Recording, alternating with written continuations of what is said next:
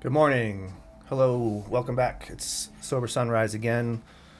Thanks for being here. It's August 10th, Sunday, August 10th, 2025. It's 11:42 a.m. Had a very busy morning.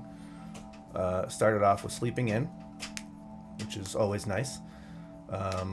Being a dad, meeting with my sponsor, and then some stuff I had to get done in the garden before it got too hot outside. So here I am. It's 11:42 a.m.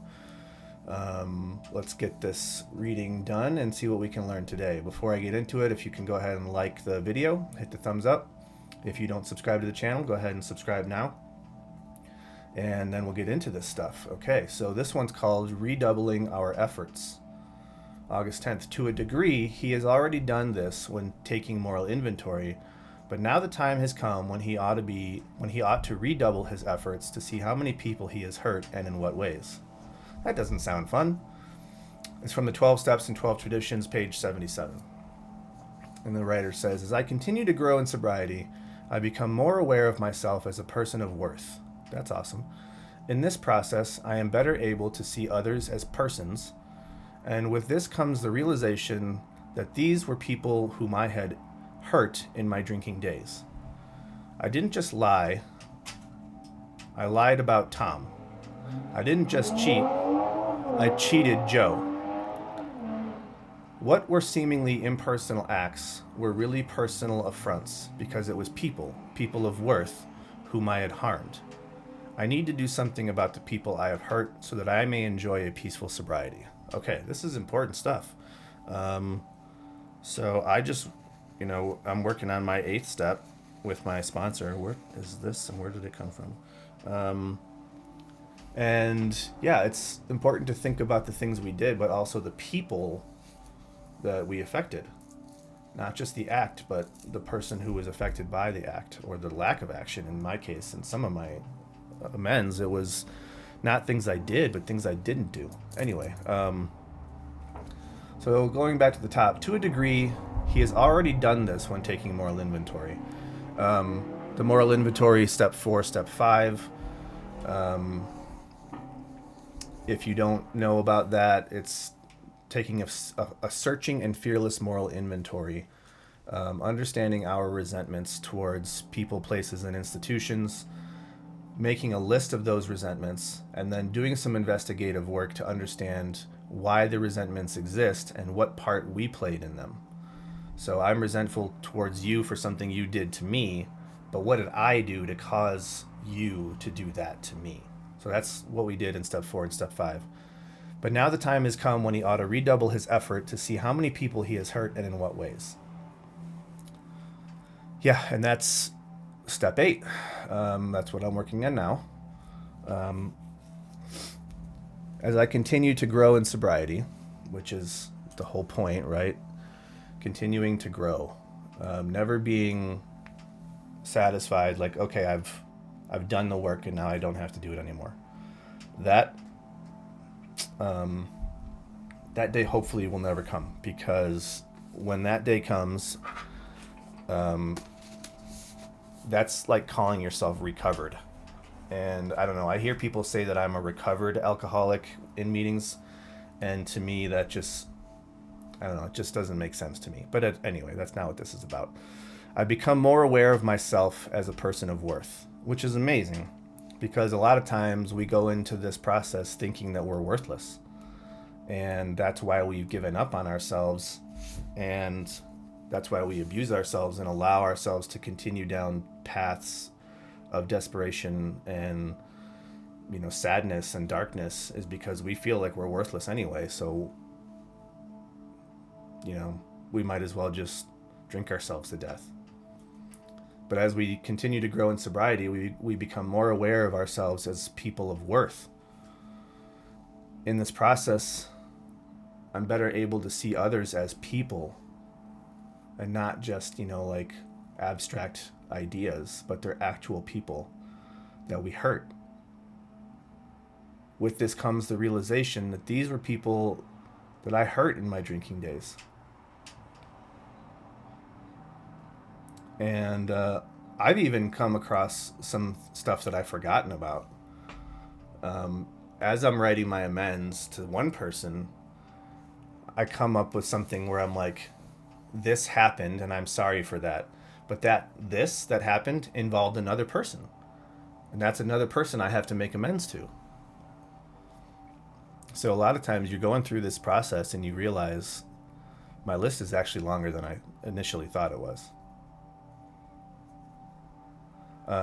I didn't just lie. I lied about Tom. Tom is the actual person that got hurt in that situation. I didn't just cheat. I cheated Joe. Joe is the person that I need to make amends to whom I need to make amends. I'm trying to speak with more proper grammar. So every time I catch myself ending on a preposition, I try to stop myself and go, okay, not the person I need to make amends to, the person to whom I need to make an amends. Anyway, that's why I keep doing that stuff. So yeah, these are people. These are actual people. And it's important, like, of course they're people. Well, no, like, we need to stop and pause and be like, yeah, no, I need to, like, really think that, like, that's a person that I did harm to. And, like, it's not for the purposes of beating ourselves up, but to, like, make a conscious aware, like, be consciously aware of, like, hey, I hurt that person. And I'm sorry for it. And I need to do something about it.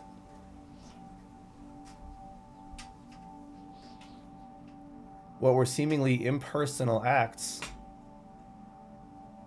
were really personal affronts. Right? One of my amends was like, or one of the things I did that I'm making amends for, you know, at the time seemed harmless. It seemed like a harmless little thing. But there were two people involved, and both of those people were impacted in some way.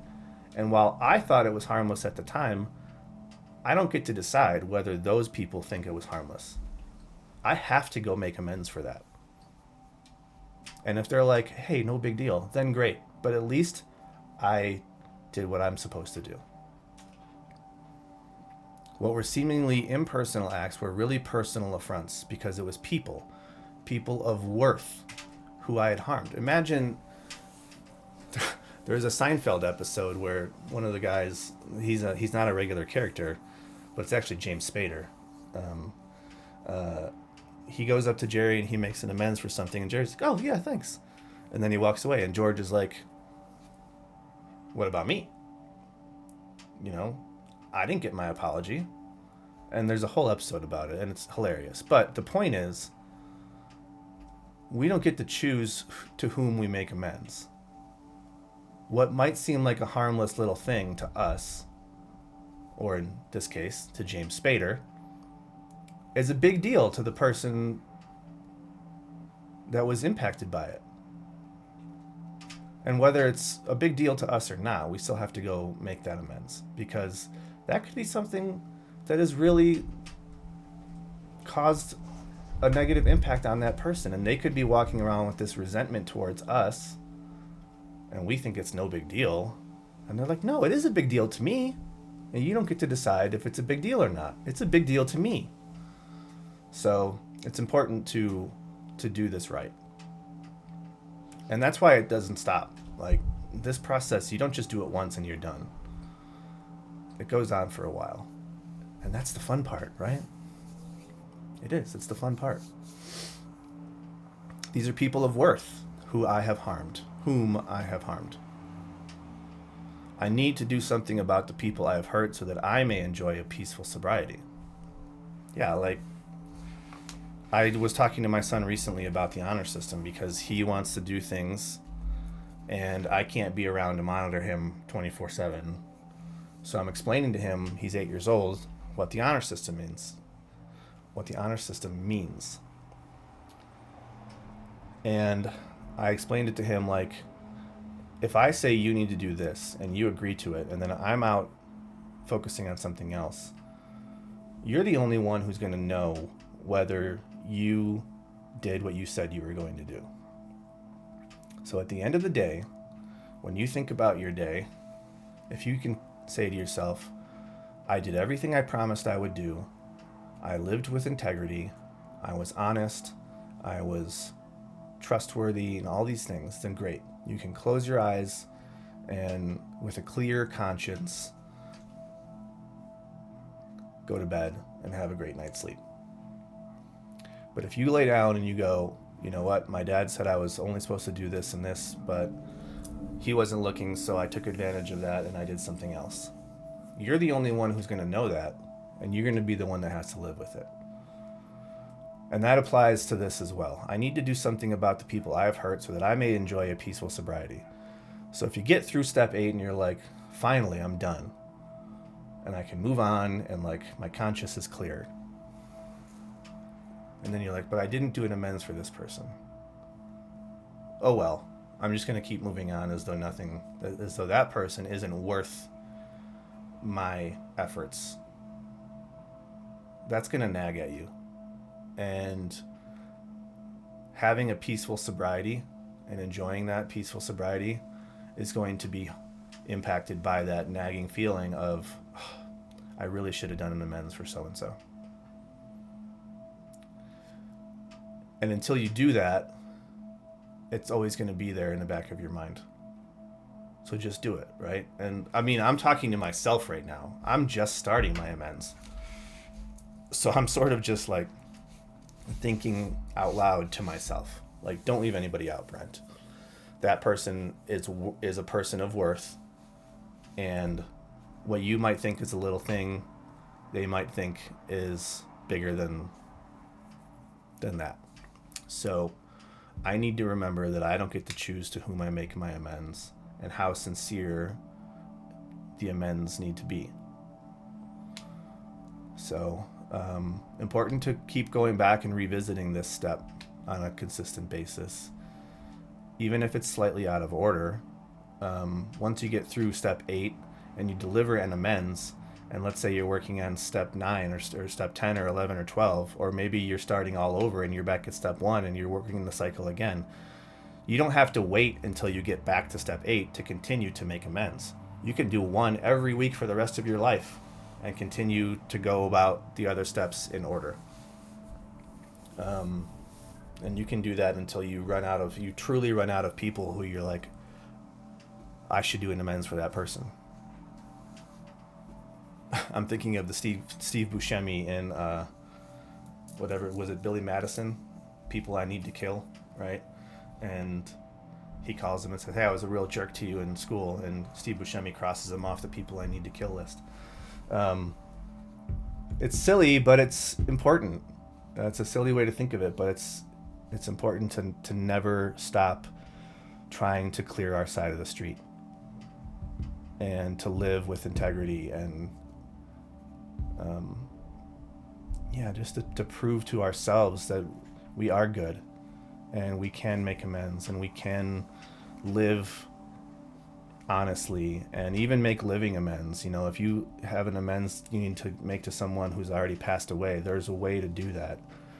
It's called making a living amends, and you can honor that person even if you can't sit down face to face with them and say I'm sorry. You can still honor them and come clean with what you did and then promise never to do it again to anyone else, and that's a living amends. So it's a work in progress that is always in progress.